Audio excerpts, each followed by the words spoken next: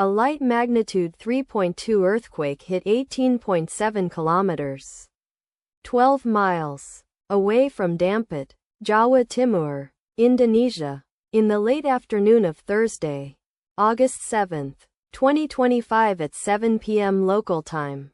Asia, Jakarta GMT +7.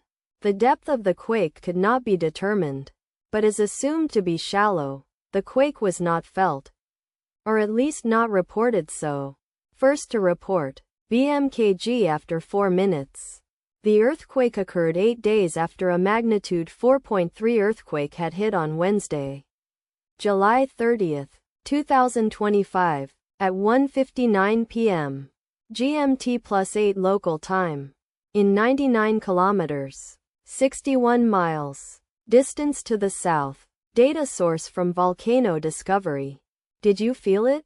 Let us pray. May the earthquake that occurred not affect our brothers and sisters there. May the earthquake not happen again. And may God protect everyone.